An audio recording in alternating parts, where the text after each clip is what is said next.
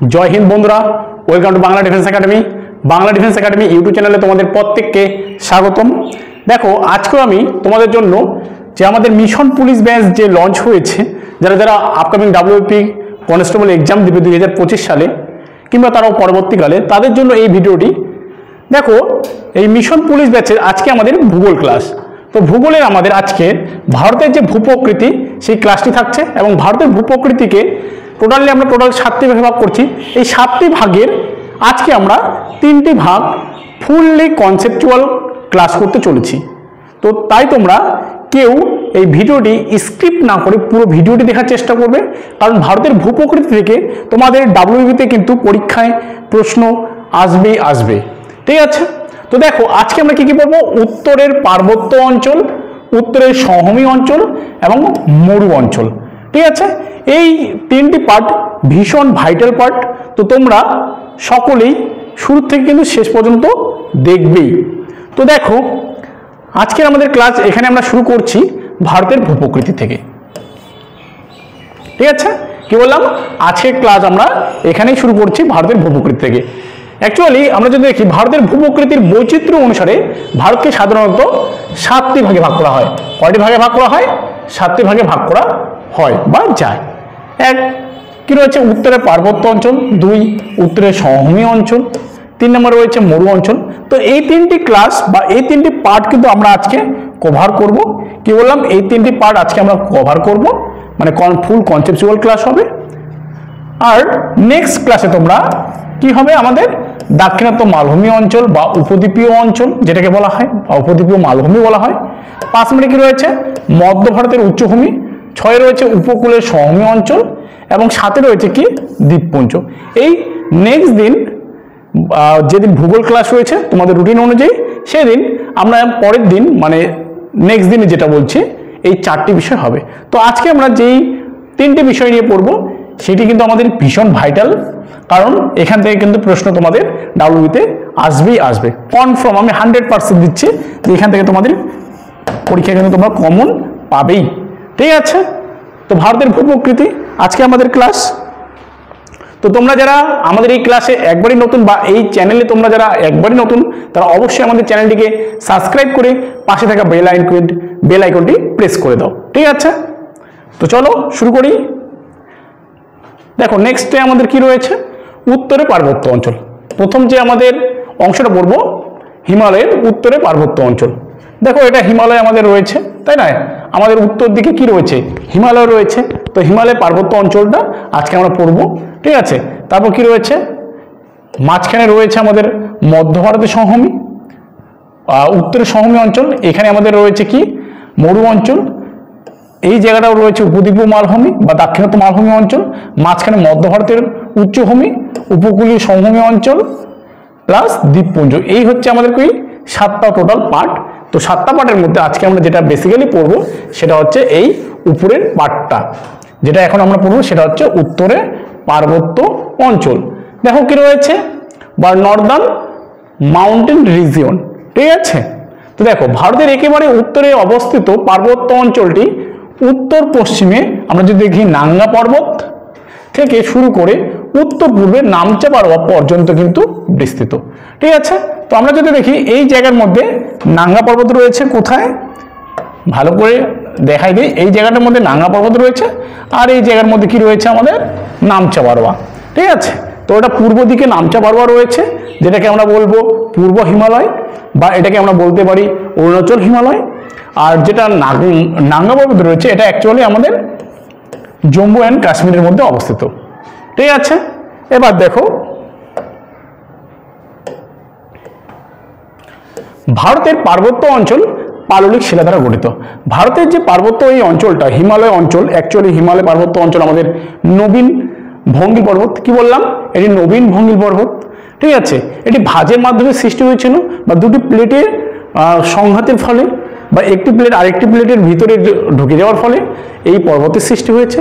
এটা আমাদের নবীন ভঙ্গিল পর্বত। আমাদের যদি বলা হতো যে ভারতের প্রাচীন ভঙ্গিল পর্বতের নাম কি, তাহলে হয়ে যেত আরাবল্লী। ঠিক আছে? আরাবল্লীকে আমরা বলতে পারি ভারতের প্রাচীন ভঙ্গিল পর্বত বা ক্ষয়জাত পর্বত, কিংবা অবশিষ্ট পর্বতের উদাহরণ হচ্ছে আমাদের এই আরাবল্লী পর্বত। তো হিমালয় হচ্ছে আমাদের কি নবীন ভঙ্গিল পর্বত, কারণ এর উচ্চতা দিন দিন কি হচ্ছে, এর উচ্চতা দিন দিন বৃদ্ধি পাচ্ছে, এর উচ্চতা দিন দিন বৃদ্ধি পাচ্ছে, তাই এটাকে আমরা নবীন ভঙ্গিল পর্বত বলবো। এবং এটি পাললিক শিলা দ্বারা গঠিত এবং এটি ভাঁজের মাধ্যমে কিন্তু এই পর্বত শ্রেণীটা তৈরি হচ্ছে। ঠিক আছে, এবার দেখো ভারতের পার্বত্য অঞ্চল মানে এই হিমালয়টা নবীন ভঙ্গিল পর্বত কিন্তু। ওকে, এবার দেখো শিবালিক। এই যে আমাদের উত্তরে পার্বত্য অঞ্চলটা রয়েছে, এটা আবার তিনটা পার্ট রয়েছে। ঠিক আছে, কি বললাম, তিনটা পার্ট রয়েছে লম্বার দিক দিয়ে। এই যে এখানে তোমরা দেখতেই পাচ্ছ, যদি আমি এখানে টানি কি হবে দেখি, তো এটা আসতেছে না এখন বর্তমানে। ঠিক আছে, আমরা যদি দেখি এই জায়গার মধ্যে এখানে লালটা নিয়ে নিই, কালিটা, ঠিক আছে, তাহলে আমরা বুঝতে কোনো অসুবিধা হবে না। তো এই দিক থেকে এই দিকে যদি আমরা দেখি, তিনটা অংশে বিভক্ত। নিচের যে অংশটা রয়েছে তার নাম শিবালিক, মাঝখানেটাকে বলা হয় লেজার হিমালয় বা মধ্য হিমালয়, এবং তার উপরের অংশটাকে বলা হয় হিমাদ্রি হিমালয় বা গ্রেটার হিমালয়।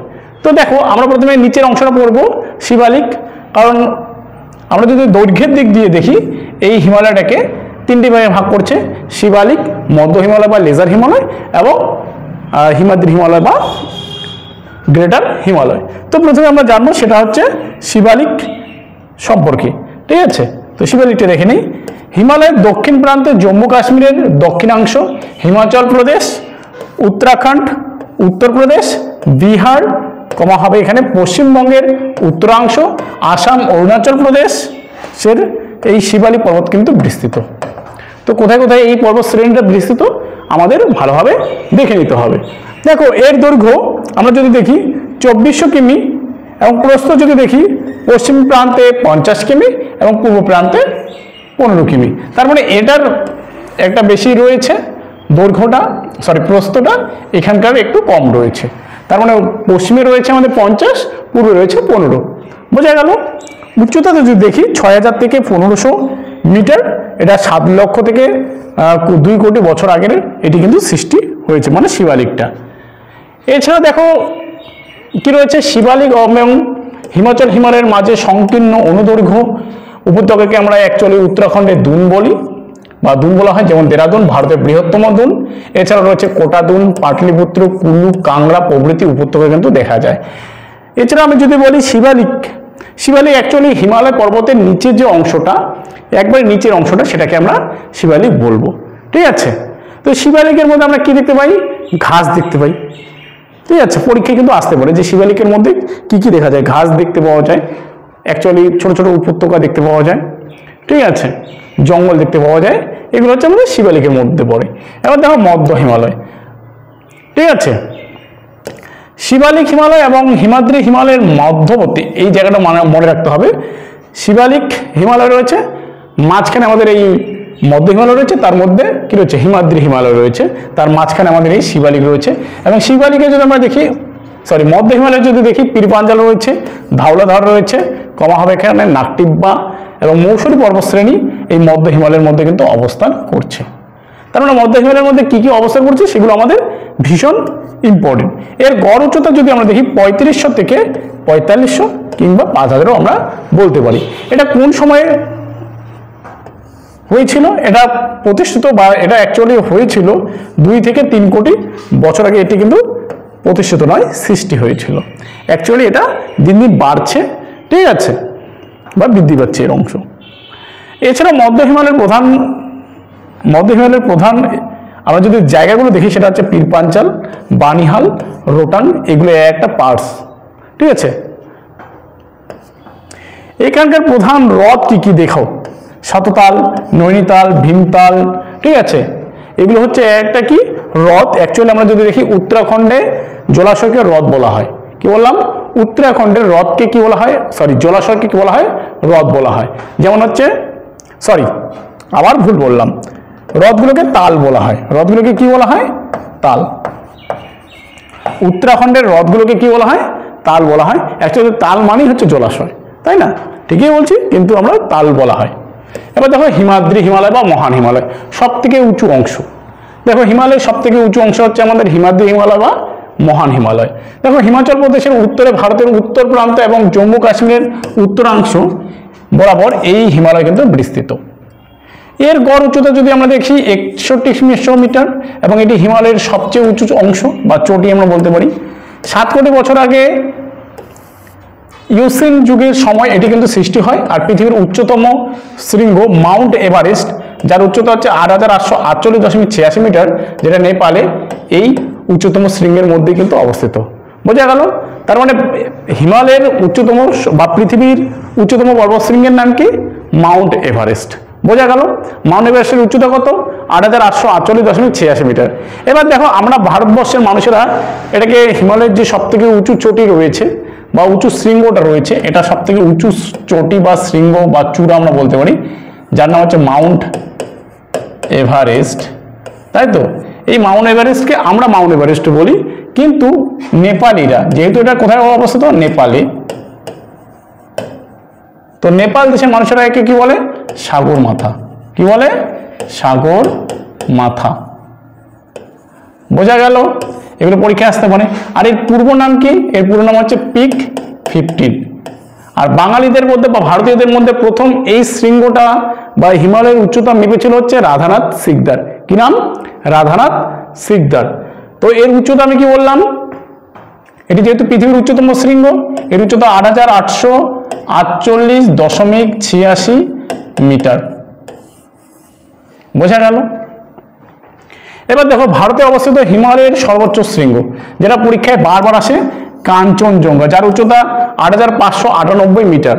এটি যদি আমরা দেখি সিকিম প্লাস নেপাল বর্ডারের মধ্যে কিন্তু রয়েছে। আর কাঞ্চনজঙ্ঘা আমি কি বললাম? সিকিম প্লাস নেপাল বর্ডারের মধ্যে রয়েছে। এটি ভারতে অবস্থিত হিমালয়ের উচ্চতম শৃঙ্গ। বোঝা গেল? এটি পৃথিবীর তৃতীয় উচ্চতম শৃঙ্গ, মানে আমাদের কাঞ্চনজঙ্ঘা।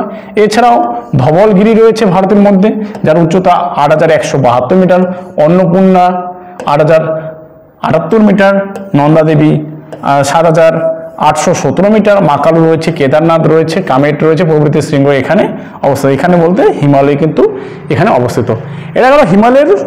আমরা যদি দেখি সবথেকে পৃথিবীর সবথেকে বড় বড় উঁচু শৃঙ্গ বা চটিগুলো কিন্তু আমাদের দেখি এই হিমালয়ে অবস্থিত।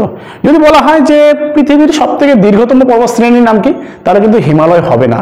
অনেকেই তোমরা ভুল করবে, অনেকেই তোমরা জানো না হয়তো।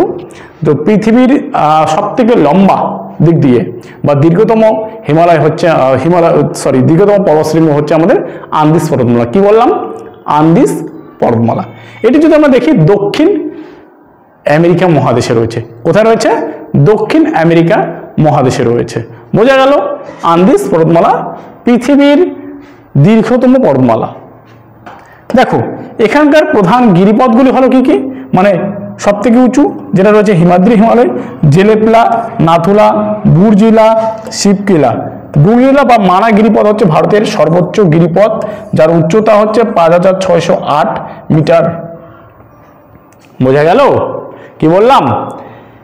মানে আমাদের হিমাদ্রি বা হিমালয়ের বা পৃথিবীর বা আমরা বলতে পারি হিমালয়ের সব থেকে উঁচু যে গিরিপথগুলো রয়েছে, যেখানে আমরা চলাচল করি। অ্যাকচুয়ালি গিরিপথ আমরা যদি দেখি দুটি পাহাড়ের মধ্যবর্তী অংশ, ঠিক আছে, এটাকে আমরা অ্যাকচুয়ালি গিরিপথ বলি।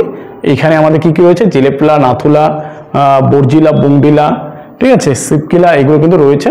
আর পরীক্ষায় বারবার জেলেপলা, নাথুলা কিন্তু পরীক্ষায় বারবার আসে, সব থেকে বেশি নাথুলা আসে।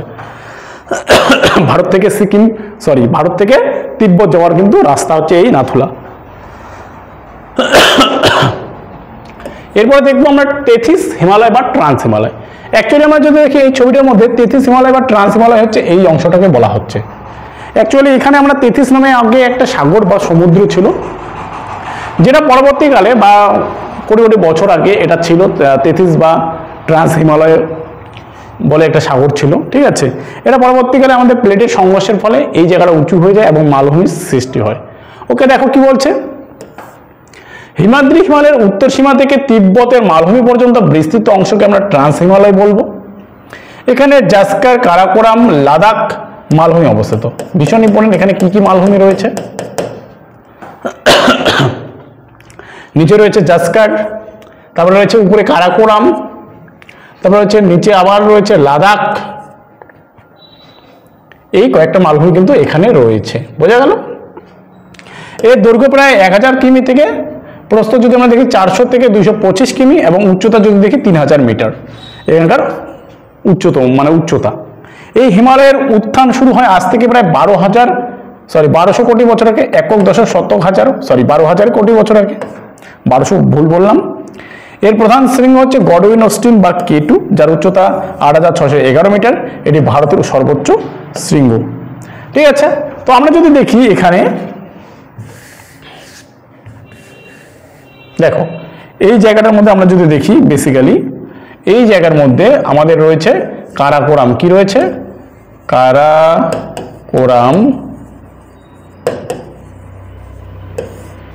কারাকোরাম রয়েছে। ঠিক আছে, কি বললাম? কারাকোরাম রয়েছে।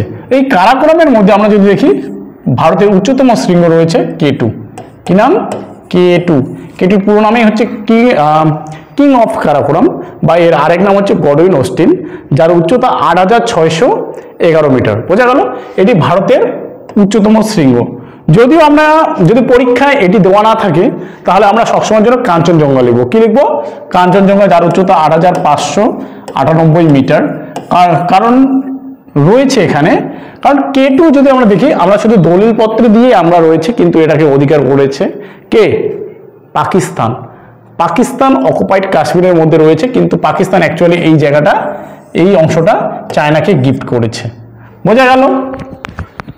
তো কারাকোরামের মধ্যে রয়েছে, অ্যাকচুয়ালি কারাকোরাম এই যে রয়েছে পর্বতশ্রেণীটা, এখানে যদি আমরা দেখি না, কারাকোরামের মধ্যে ভারতের বৃহত্তম হিমবাহটি রয়েছে এখানে, যার নাম কি? যার নাম হচ্ছে সিয়াচেন, যার দৈর্ঘ্য যদি আমরা দেখি 76 কিলোমিটার, বা কোনো বইয়ে 75 কিলোমিটার কিন্তু রয়েছে। এছাড়া রয়েছে বালটোরা, হিসফার। ঠিক আছে, এই হিমবাহগুলো রয়েছে এই জায়গার মধ্যে, কারাকোরাম পর্বতশ্রেণীর মধ্যে। আর কারাকোরামের মধ্যেই ভারত এবং চীনের মধ্যে যুদ্ধ হয়েছিল 1962 সালে। এই যুদ্ধে যদিও আমরা পরাজিত হয়েছি। এটি পৃথিবীর উচ্চতম হচ্ছে যুদ্ধক্ষেত্র। ঠিক আছে, আমি কি বললাম? 1962 সালে ভারত এবং চীনের মধ্যে যুদ্ধ লাগে, যার ফলে আমরা যদি দেখি এই অংশটা, তোমরা চিত্রের মাধ্যমে বা মানচিত্রের মাধ্যমে দেখতে পাচ্ছ, এই অংশটা অ্যাকচুয়ালি এই অংশটা না 1962 সালে যদি আমরা দেখি, চীন কিন্তু অধিকার করে নেয় এই অংশটা।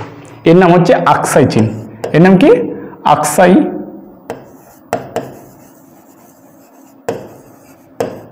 আকসাই চীন। আর এখানকার মধ্যে যে লাইনটা রয়েছে সেটাকে বলা হয় LAC। কি বলবো? LAC, line of actual control. তার মানে এই অংশটা যেটা রয়েছে, এই যে লাল কালির দাগ দিলাম, এই অংশটা চীনের আন্ডারে চলে গেছে 1962 সালে। বোঝা গেল? বোঝাতে পারলাম? এবার চলো নেক্সট কি রয়েছে। এই পর্বতকে বসুধা বা ধবল শীর্ষ কিন্তু বলা হয়, কারাকোরাম পর্বতশ্রেণীকে। ওকে, চলো নেক্সট প্রশ্ন। দৈর্ঘ্য বরাবর হিমালয়ের ভূপ্রকৃতি। ঠিক আছে, অ্যাকচুয়ালি হিমালয় পর্বতমালাকে পশ্চিম থেকে পূর্ব দিকে 3টি শ্রেণীতে ভাগ করা যায়। একটা হলো পশ্চিম ভাগ, মধ্যভাগ এবং পূর্ব ভাগ। কি বললাম? এই যে শ্রেণীটা রয়েছে, এটাকে আমরা 3টি ভাগে বা 3টি খণ্ডে কিন্তু বিভক্ত করব। একটা পূর্ব ভাগ, একটা মধ্যভাগ, একটা হচ্ছে পশ্চিম ভাগ। বোঝা গেল? পশ্চিম ভাগ, মধ্যভাগ এবং পূর্ব ভাগ। তো দেখো, প্রথমে আমরা পশ্চিম ভাগটা দেখে নিব। পশ্চিম ভাগে কি কি রয়েছে? হিমালয় পর্বতমালার একেবারে পশ্চিম বা বাম দিকে অংশ হলো কি রয়েছে? পশ্চিম হিমালয়। এটি পশ্চিমের সিন্ধু উপত্যকা থেকে পূর্বে কালী নদী উপত্যকা পর্যন্ত বিস্তৃত। মানে আমরা যদি দেখি, এটি আমাদের সিন্ধু উপত্যকা থেকে আমাদের এখানে রয়েছে নেপাল দেশটি রয়েছে। কোথায় রয়েছে নেপাল দেশটি? এই জায়গাটাই আমি ধরলাম। তো নেপাল দেশের যে আমাদের সীমানাটা রয়েছে সেটা হচ্ছে কালী নদী। তো কালী নদী পর্যন্ত আমরা এই অংশটাকে ধরবো। পশ্চিম হিমালয় আবার 3টি ভাগে বিভক্ত। এই যে পশ্চিম হিমালয়টা আমরা দেখব, এই পশ্চিম হিমালয়টাই আবার মোটামুটি 3টি ভাগে বিভক্ত। সেটা কি কি? কাশ্মীর হিমালয়, পাঞ্জাব এবং হিমাচল হিমালয় বা কুমায়ুন হিমালয়। ঠিক আছে, কি বললাম? এক রয়েছে কি? কাশ্মীর হিমালয়, পাঞ্জাব বা হিমাচল হিমালয় এবং কুমায়ুন হিমালয়। এই 3টে ভাগ রয়েছে। এই ভাগ 3টা আমরা একবারই দেখে নিই চিত্রের মাধ্যমে। বোঝা গেল? তো পশ্চিম ভাগটা ধরলাম আমি এই পর্যন্ত রয়েছে, তাই তো? এটাকে আমরা 3টি ভাগে ভাগ করব। একটা হচ্ছে কাশ্মীর হিমালয়, একটা হিমাচল হিমালয় বা পাঞ্জাব হিমালয়, একটা হচ্ছে আমাদের কি কুমায়ুন হিমালয়। তো এই অংশটা আমরা দেখে নিই কি কি রয়েছে। দেখো প্রথমে আমরা কাশ্মীর হিমালয় বা শেষের হিমালয়টা পড়ব। জম্মু এবং কাশ্মীর রাজ্য জুড়ে কাশ্মীর হিমালয় অবস্থিত এবং কাশ্মীর উপত্যকা রয়েছে আমাদের দুটি বিখ্যাত হ্রদ রয়েছে, উলার এবং ডাল হ্রদ। দেখো উলার যদি আমরা দেখি ভারতের বৃহত্তম মিষ্টি জলের হ্রদ এবং ডাল হ্রদও আমাদের কিন্তু বিখ্যাত, পরীক্ষায় কিন্তু আসে। কাশ্মীর উপত্যকায় আমাদের অবস্থিত ডাল হ্রদ এবং উলার হ্রদ, দুটি হচ্ছে আমাদের স্বাদু জলের বা মিষ্টি জলের হ্রদ। ঠিক আছে, এবার বি নম্বরে কি রয়েছে পাঞ্জাব বা হিমাচল হিমালয়।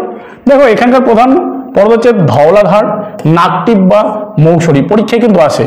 এখানকার প্রধান উপত্যকা কি কি রয়েছে? কুলু উপত্যকা, কাংড়া উপত্যকা, লাহুল, স্পিতি। আর প্রধান গিরিপথ কিন্তু রোটাং ক্যানেল কিন্তু রয়েছে বা রোটাং পাসও কিন্তু রয়েছে, এটার জন্য কিন্তু বিখ্যাত। এটা কিন্তু পরীক্ষায় বারবার তোমাদের আসে। এরপরে যেটা দেখবো সেটা হচ্ছে কুমায়ুন হিমালয়। দেখো কি রয়েছে পশ্চিমে শতদ্রু নদী, কি নদী? শতদ্রু নদী এবং পূর্বে কালী নদীর মাঝখানে উত্তরাখণ্ডের কুমায়ুন হিমালয় কিন্তু অবস্থিত। অ্যাকচুয়ালি উত্তরাখণ্ড হিমালয়কে আমরা বলতে পারি কুমায়ুন হিমালয়। বোঝা গেল? এরপরে দেখো নন্দা দেবী হলো এখানকার প্রধান বা উচ্চতম শৃঙ্গ, যার উচ্চতা 7817 মিটার। এছাড়া রয়েছে কামেট, ত্রিশূল হলো এখানকার প্রধান উচ্চতম শৃঙ্গ। তার মানে কুমায়ুন হিমালয়ে আমরা কি কি দেখছি? এখানকার প্রধান উচ্চতম শৃঙ্গের নাম হচ্ছে নন্দা দেবী, এছাড়াও রয়েছে কামেট, ত্রিশূল। নেক্সট দেখো কি রয়েছে, এখানকার উপত্যকা দুন নামে পরিচিত। ঠিক আছে, এখানকার যে উপত্যকা সেটা হচ্ছে দুন নামে পরিচিত, যেমন হচ্ছে দেরাদুন ভারতের বৃহত্তম দুন। এছাড়া রয়েছে দেখো তাল বা হ্রদ রয়েছে, হ্রদগুলোকে অ্যাকচুয়ালি উত্তরাখণ্ডের তাল বলে, যেমন হচ্ছে নৈনিতাল, শততাল এবং ভীমতাল বা জলাশয় বলা হয়। দেখো পূর্ব হিমালয়, মাঝখানে আমাদের মধ্য হিমালয় কেন গেল, কেটে গেল বলো তো মাঝখানের অংশটা? কারণ এটা মধ্য হিমালয়টা পুরোপুরিভাবে আমরা যদি দেখি না, নেপাল দেশের মধ্যে অবস্থান করছে বা স্বাধীন রাষ্ট্র নেপালের মধ্যে অবস্থান করছে, তাই আমরা সেটাকে পড়বো না। কারণ নেপাল সম্পর্কে পড়ে বা এই নেপাল হিমালয় পড়ে আমাদের কোনো কিন্তু পরীক্ষায় লাভ নেই। ঠিক আছে, তাই আমরা এটা বেসিক্যালি ছেড়ে গিয়েছি। আমাদের পূর্ব হিমালয় ইম্পর্টেন্ট রয়েছে, তাই পূর্ব হিমালয়টা জেনে নিব। দেখো পূর্ব হিমালয়টা কোথায় কোথায় রয়েছে? দার্জিলিং, সিকিম, অসম, অরুণাচল প্রদেশ পর্যন্ত পূর্ব হিমালয় বিস্তৃত। সিকিমে অবস্থিত কাঞ্চনজঙ্ঘা, যার উচ্চতা 8598 মিটার, ভারতের দ্বিতীয় উচ্চতম শৃঙ্গ এবং পৃথিবীর তৃতীয় উচ্চতম শৃঙ্গ কিন্তু এটি। বোঝা গেল? এরপরে দেখো এটি কি রয়েছে, সিঙ্গালীলা ষোড়শীরা দার্জিলিং এবং নেপাল সীমান্তকে অবস্থিত বা নেপাল সীমান্তকে পৃথক করেছে। এই সিঙ্গালীলা ষোড়শীরা পরীক্ষায় বারবার দিয়েছে, প্রিভিয়াস ইয়ার কোশ্চেনগুলো তোমরা দেখলেই বুঝতে পারবে। অসম এবং অরুণাচল প্রদেশের হিমালয় অরুণাচল হিমালয় নামে পরিচিত। তোমাদের কিছুদিন আগে না আমি PYQ নিয়ে আসবো, প্রিভিয়াস ইয়ার কোশ্চেন। ঠিক আছে, WBP প্রিভিয়াস ইয়ার কোশ্চেন কিন্তু আমি নিয়ে আসবো। তোমরা কিন্তু চ্যানেলটাকে অবশ্যই ফলো করবে এবং প্রত্যেক দিন কিন্তু ক্লাস করবে। ঠিক আছে, তোমরা যাতে আমরা চাই তোমরা সকলেই যারা যারা দেখছো তারা এই বছরই কিন্তু চাকরিটা যাতে পেয়ে যাও। ঠিক আছে, বা এই WBP যেটা রয়েছে এক্সাম সামনে যেটা রয়েছে সেটাকে ক্র্যাক করো তোমরা। এখানকার নামচা বারবার দেখো, যার উচ্চতা হচ্ছে 7756 মিটার। এটি হচ্ছে আমাদের অরুণাচল প্রদেশের সর্বোচ্চ শৃঙ্গ। এছাড়া রয়েছে কুলাকাংড়ি। ঠিক আছে, এছাড়া কি বললাম, এছাড়া রয়েছে আমাদের কুলাকাংড়ি। ওকে, তারপর দেখো কি রয়েছে, এছাড়াও রয়েছে দেখো কুলাকাংড়ির উচ্চতা যদি আমরা দেখি 7538 মিটার। এছাড়াও রয়েছে দেখো চামলহাড়ি, যার উচ্চতা 7326 মিটার। তারপর দেখো এখানকার প্রধান গিরিপথ হলো কি, জেলেপলা, নাথুলা, বামলা, টুঙ্গা প্রভৃতি হচ্ছে পূর্ব হিমালয়ের অবস্থিত গিরিপথ, যেগুলো ভীষণ ইম্পর্টেন্ট। নেক্সট দেখো তোমাদের জন্য আমরা দেখো WBP মিশন পুলিশ ব্যাচ যে লঞ্চ করেছি সেটার রুটিন রয়েছে। একটা 9টার দিকে ক্লাস হয়, একটা 7টার দিকে কিন্তু ক্লাস হয়। বোঝা গেল? তো রবিবার কি রয়েছে, রবিবার একটি মাত্র ক্লাস রয়েছে, সন্ধ্যা 7টার সময় রিজনিং ক্লাস। সোমবারও তোমরা পাচ্ছ একটি মাত্র ক্লাস, ইংরেজি ক্লাস। মঙ্গলবার পাচ্ছ তোমরা সকাল 9টার দিকে অঙ্কের ক্লাস, প্লাস আমার ক্লাস পাচ্ছ তোমরা ভূগোল ক্লাস। বুধবার পাচ্ছ তোমরা অঙ্কের ক্লাস। বৃহস্পতিবার পাচ্ছ অর্থনৈতিকের ক্লাস প্লাস ইংরেজি ক্লাস। বৃহস্পতিবার দেখো পলিটি ক্লাস পাচ্ছ, সন্ধ্যার দিকে সেরকম ক্লাস নেই। শনিবার পাচ্ছ তোমরা ইতিহাস ক্লাস সকাল 9টার দিকে প্লাস অঙ্কের ক্লাস। টোটাল এই ক্লাসগুলো তোমরা পাচ্ছ আমাদের ডাব্লিউপি মিশন পুলিশ ব্যাচকে টার্গেট রেখে কিন্তু আমরা এই রুটিন অনুযায়ী চলছি এবং আশা করি তোমাদের এক্সাম আস্তে আস্তে সম্পূর্ণ সিলেবাস আমরা কমপ্লিট করব। ঠিক আছে, এরপর আমরা দেখব কি উত্তরের সমভূমি অঞ্চল বা নর্দার্ন প্লেন। ঠিক আছে, এর আগে আমরা যেটা বললাম সেটা হচ্ছে উত্তরে পার্বত্য অঞ্চল, এখন আমরা উত্তরের সমভূমি অঞ্চলটা কিন্তু পড়ব। ঠিক আছে, বোঝা গেল? দেখো উত্তরের সমভূমি অঞ্চলগুলিকে আমরা মোটামুটি তিনটি ভাগে ভাগ করতে পারি। এক হচ্ছে পাঞ্জাব সমভূমি, দুই হচ্ছে গাঙ্গেয় সমভূমি এবং তিন হচ্ছে ব্রহ্মপুত্র সমভূমি। দেখো আমি তিনটে ভাগ বলে দিচ্ছি। প্রথমে হচ্ছে পাঞ্জাব সমভূমি, এই জায়গাটা, তারপর এই জায়গাটা হচ্ছে আমাদের গঙ্গা সমভূমি এবং এই জায়গাটা হচ্ছে ব্রহ্মপুত্র সমভূমি। বোঝা গেল? ওকে, চলো তো প্রথমে আমরা যেটা জেনে নিব সেটা হচ্ছে পাঞ্জাব সমভূমি। ঠিক আছে, রাজস্থান সমভূমির উত্তর পূর্বে এবং যমুনা নদীর পশ্চিমে বিস্তৃত সমতল এলাকা জুড়ে পাঞ্জাব সমভূমি বিস্তৃত। পাঞ্জাব, হরিয়ানা এবং দিল্লির কিছু অংশ এই সমভূমির অন্তর্গত। কি বললাম? পাঞ্জাব, হরিয়ানা এবং দিল্লির কিছু অংশ এই সমভূমির কিন্তু অন্তর্গত।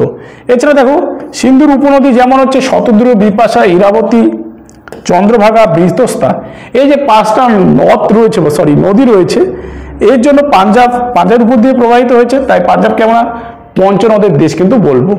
দেখো এই নদীগুলো কি করে প্রচুর পরিমাণে পলি, বালি, কাকর, নুড়ি নিয়ে আসে এবং নদীর পলি সঞ্চয়ে এগুলো ফলে সৃষ্ট এই সমভূমি কিন্তু অত্যন্ত উর্বর, মানে পাঞ্জাব সমভূমি এগুলোর ফলে সৃষ্টি হয়েছে।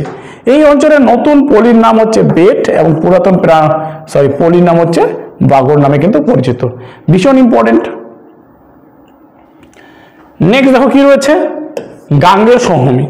দেখো গাঙ্গেয় সমভূমি উত্তরপ্রদেশ, বিহার, পশ্চিমবঙ্গের মধ্যে বিস্তার করেছে এই গাঙ্গেয় সমভূমি।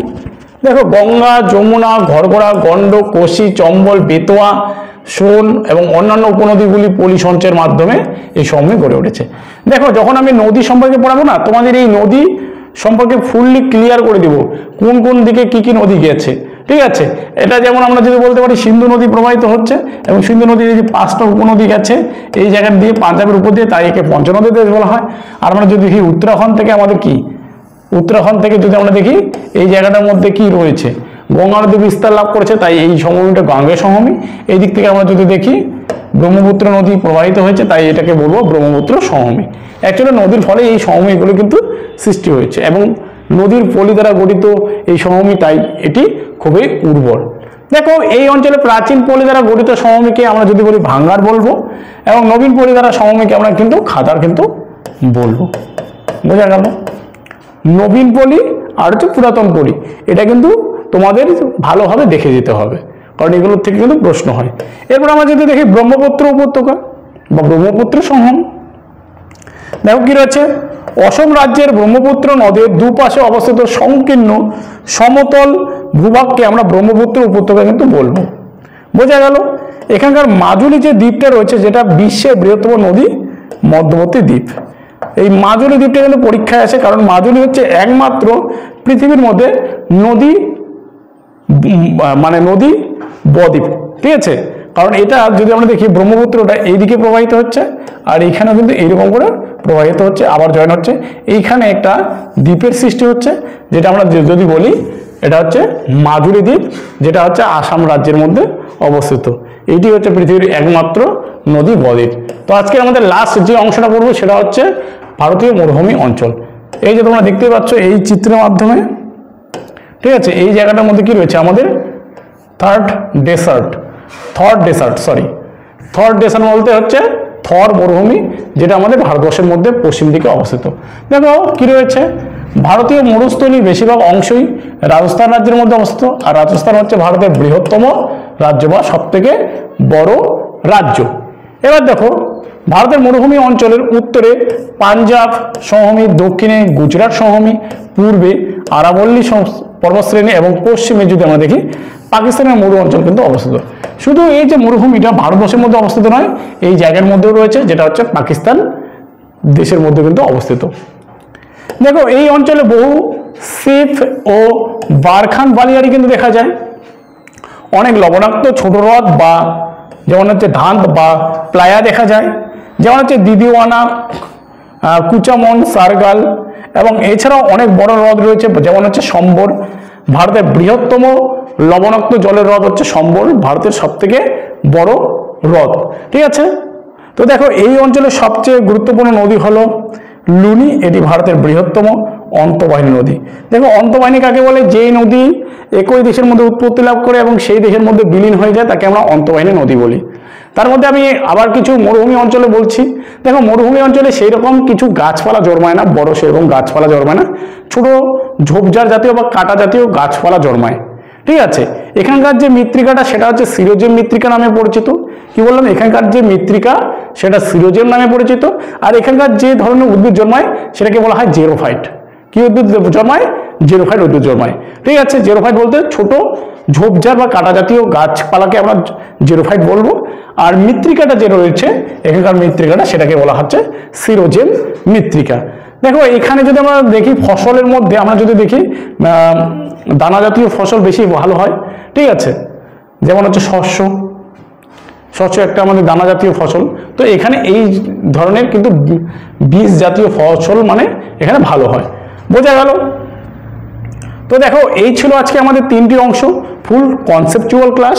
ভিডিওটি তোমাদের কেমন লাগলো অবশ্যই তোমরা আমাকে কমেন্ট বক্সে কমেন্ট জানাবে, এবং কোথাও যদি তোমাদের বুঝতে অসুবিধা হয় তবু তোমরা আমাকে কমেন্ট জানাবে, এবং তোমরা নেক্সটে কি ভিডিও দেখতে চাচ্ছ সেটাও তোমরা আমাকে কমেন্ট করে জানাবে। তো সম্পূর্ণ দেখার জন্য ভিডিওটি সবাইকে অসংখ্য অসংখ্য ধন্যবাদ, এবং দেখা হচ্ছে আমাদের নেক্সট কোনো ভিডিওতে।